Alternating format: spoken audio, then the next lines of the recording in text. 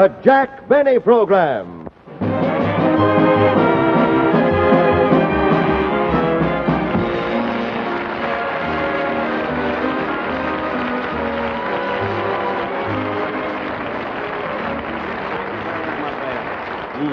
Thank you very, very much, ladies and gentlemen. As you probably know, this is my first television show of the season. And I want everybody at home who's watching the show to sort of sit back and relax and take it easy, because this is a very simple show, nothing to it. You know, there's been no commotion backstage at all. I mean, nobody has worked hard. That is, nobody but my makeup man. He's exhausted. If I had the makeup on my shoulders that he put on my face, I could play the Hunchback of Notre Dame. But I would like to tell you something of my plans for television this season. I'm going to have guests on my program, some from my radio show, and then some very, very important guest stars from the movies. Of course, on my radio show, you see, it's very difficult for me to get guest stars because, well, I don't pay much, you see. I mean, there's no reason for it. I just don't believe in it, you see. But you see, in television, it's entirely different because a lot of people like to come on and be seen. Now, on my second show, which is about 6 weeks from now, I have some of the most wonderful entertainers that you've ever seen in your life. I can't mention their names right now because I haven't got their contracts signed yet, you see. But if you like trained seals, don't miss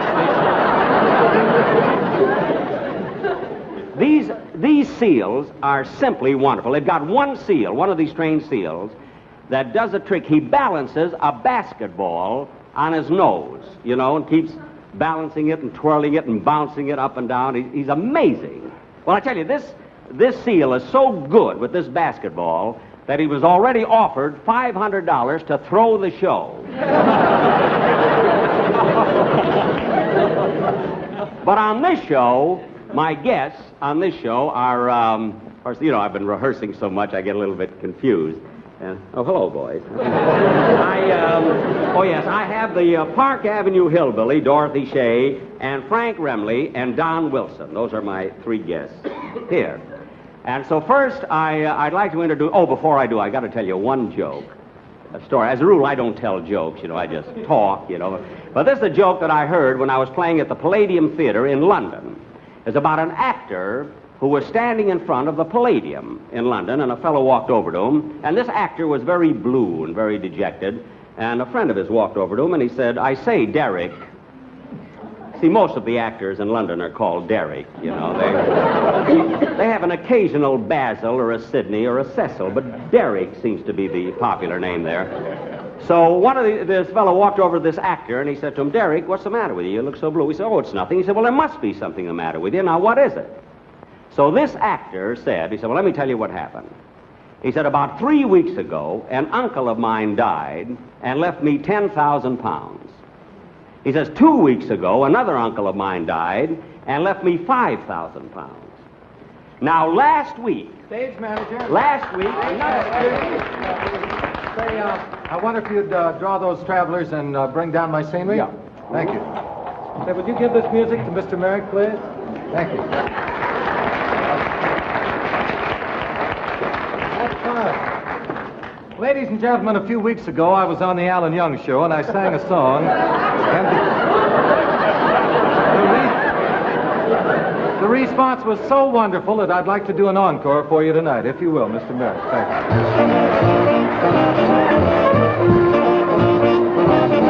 I'm sending you a big bouquet of roses, one for every time you broke my heart.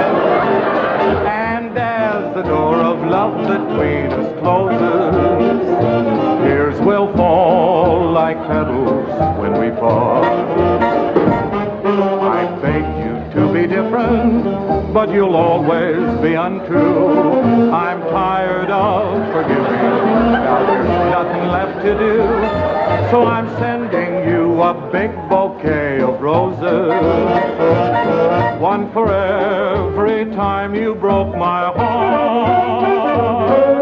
A big bouquet of roses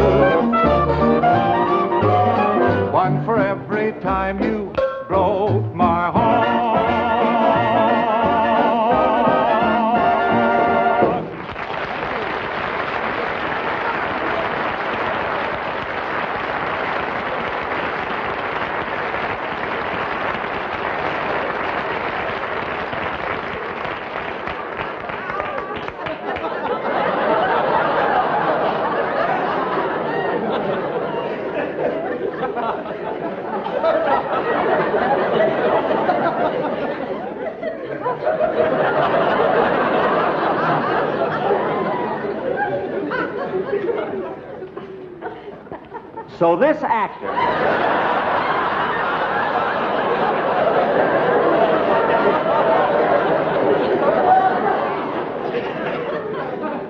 So this actor said, last week my uncle died and left me nothing. That's the end of the joke.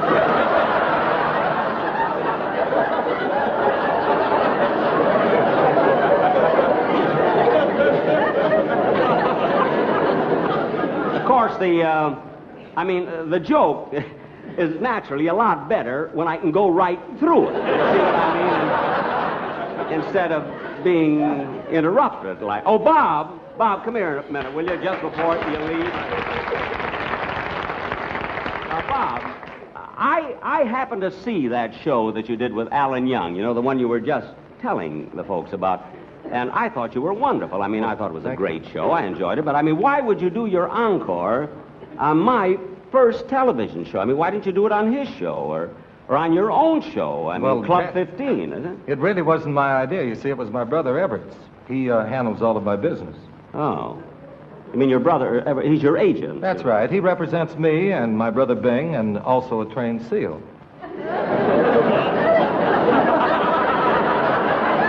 You mean he handles trained SEALs? Well, he has one particular trained SEAL. This one has an act that is just wonderful. He balances a basketball on his nose. It's wonderful. Oh, really? Yeah. Everett says that some jerk is going to use him on television.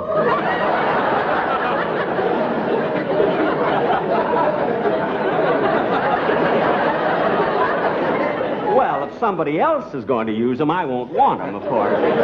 You say your brother is an agent, huh? That's right. He gets 10% of everything I earn. Oh, well, as an agent, he would deserve that. Well, yes. Jack, thanks for the use of the hall. I've got to run home. We have a new baby at home. Oh, yes, for heaven's sake, I forgot all about that. Bob, congratulations. Well, thank you, Jack. That's just wonderful. How many children have you got now? Well, this makes my 5th. 5 children. That's wonderful. Yeah. 5 more, and I'm going to have to give one to Everett.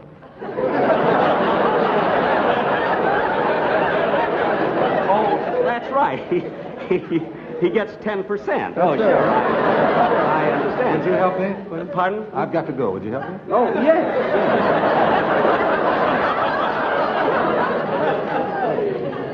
Well, it's been wonderful. Thank you, Jack. You're welcome.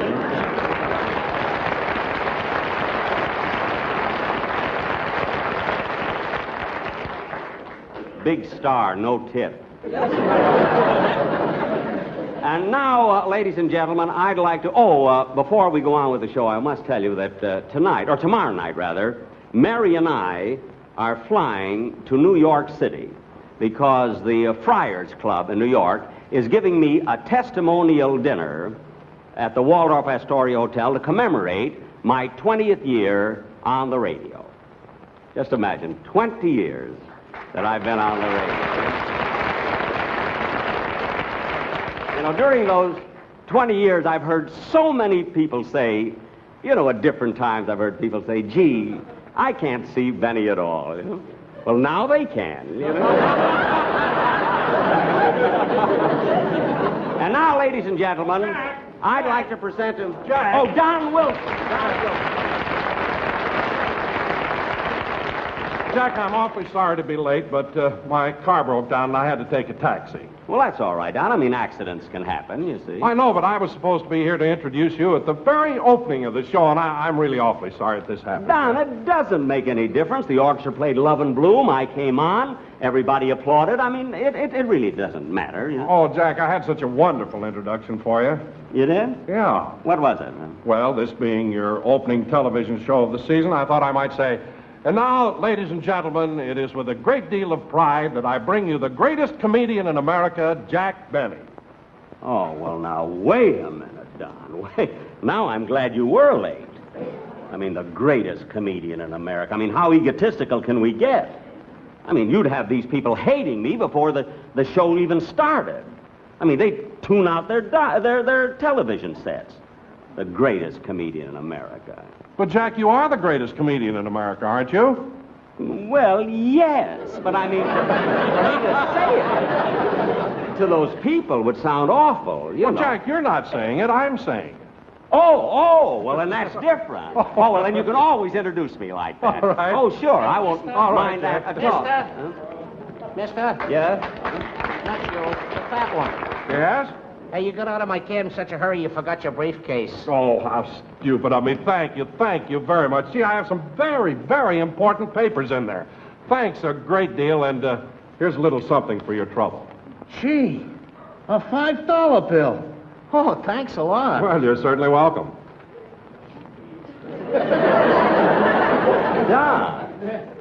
Don, $5? Well, I mean, I can appreciate your being grateful and everything, but $5? Jack, there's nothing so strange about that. I once saw you give a man $5. Well, I know, but he was a lifeguard. He saved me from drowning. Yeah, I'll never forget how we dickered the third time that I was going down. Doc, what we carried on, really. Hey, wait a minute. Ain't you Jack Benny? Yes. How do you like that? Don't you remember me? No, I don't know. I'm Harry Gilmore. You and me went to Waukegan High School together. Waukegan High School? Yeah, don't you remember? I was the one voted most likely to succeed. Oh, really? Huh? Yeah, got my own cab. Oh, well, isn't that nice? Yeah, it certainly is. Hey, what are you doing now? I'm the voice of Bugs Bunny. I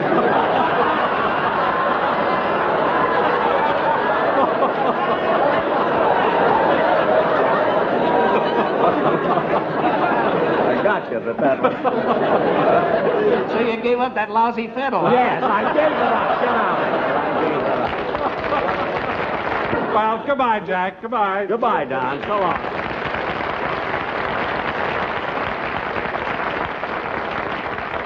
He's cute, isn't he? Fast but cute, I mean. So this actor... Oh, I told that. And now, ladies and gentlemen, it really gives me great pleasure to present to you now the guest star of my first show. A young lady whose voice you've heard many, many times, and you've certainly heard a lot of her records. The Park Avenue Hillbilly, Miss Dorothy Shay.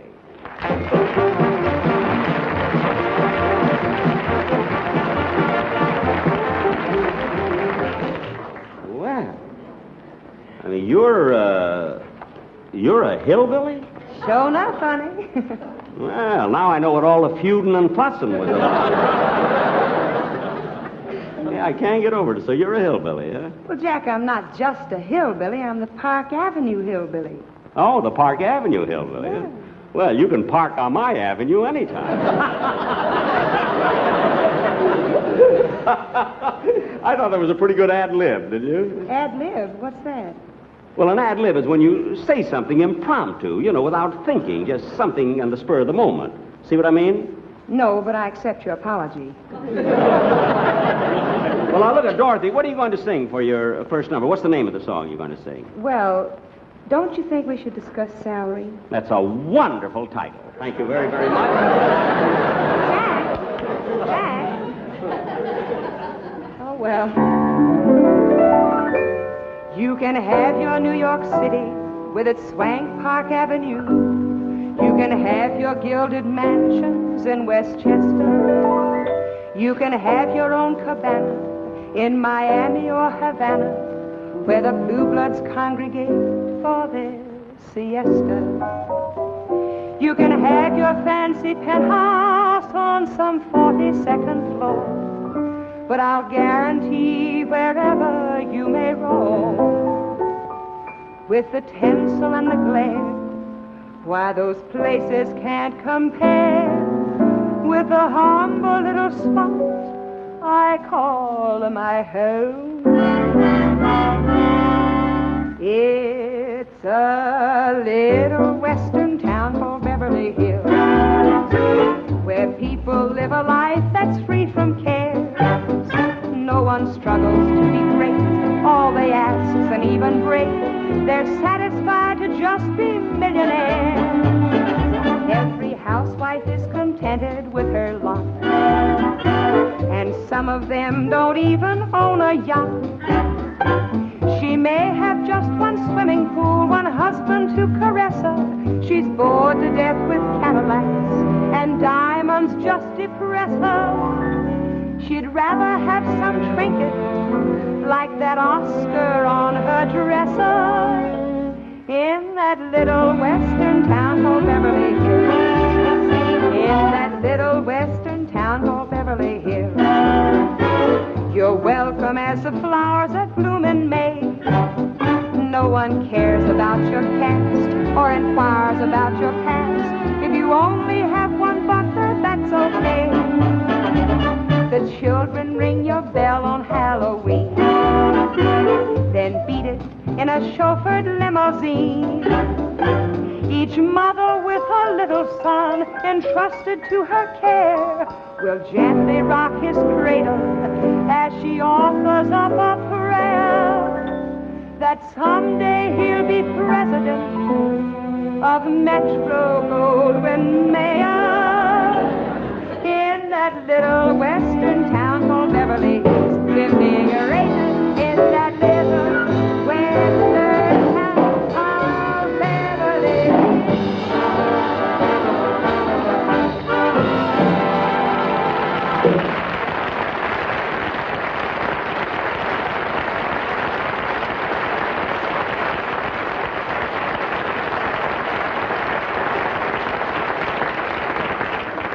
Thank you ever so much. I thought you folks might be interested in meeting some of my kinfolks. So with your permission, we'd like to take you down to the Ozarks and meet my favorite cousin, Zeke Benny, and his Mad Mountain Boys.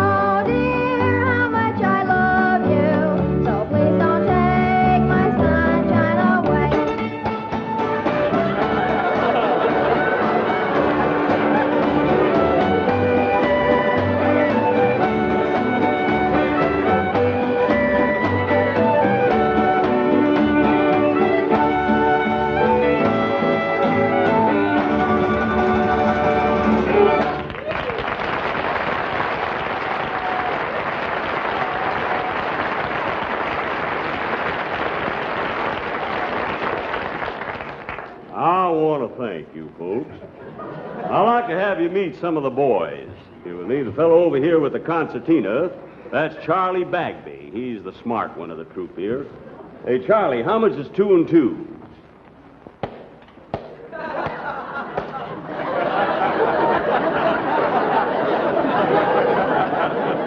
He's our business manager.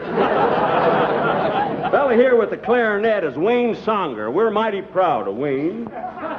Last week at the county fair, he won first prize at the fly attraction contest. Wasn't even entered.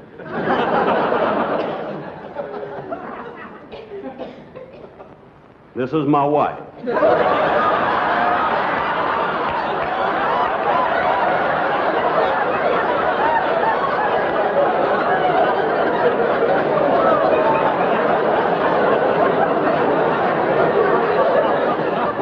This is our boy, Sam.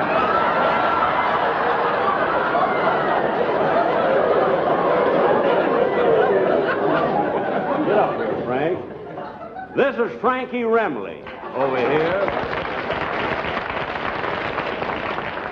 Remley's been associated with Phil Harris for about 20 years. Glad to see you standing up, Frank. Never took a guitar lesson in his life, just took it up by accident. He figured as long as his hand was shaking anyway, might as well put a guitar in. He's a fella makes us laugh all the time. He's a card. Say something funny, Frankie. Right of attack!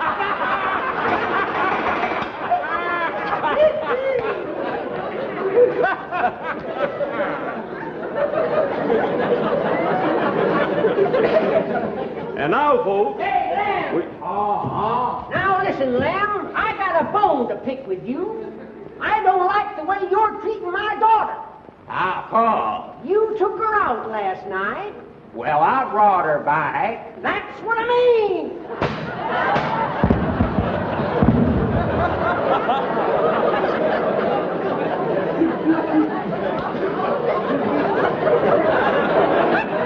On the next number, we're going to play a real hot tune called Fascinating Rhythm. Take it, boys.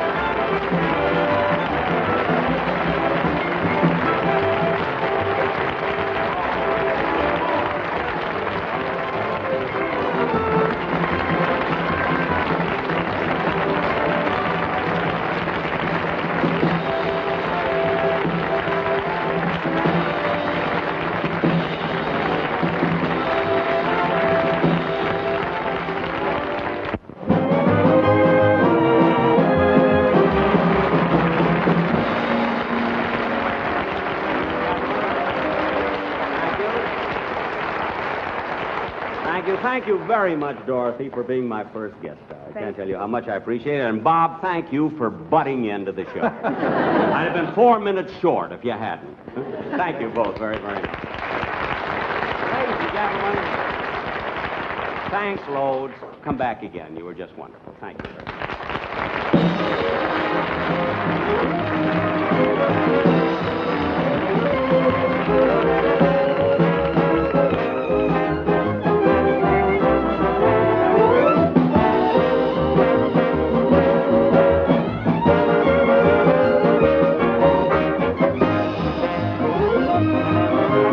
Appearing on tonight's show were Dorothy Shay, Bob Crosby, Mel Blanc, the Beverly Hillbillies, Lynette Bryant, and yours truly, Don Wilson.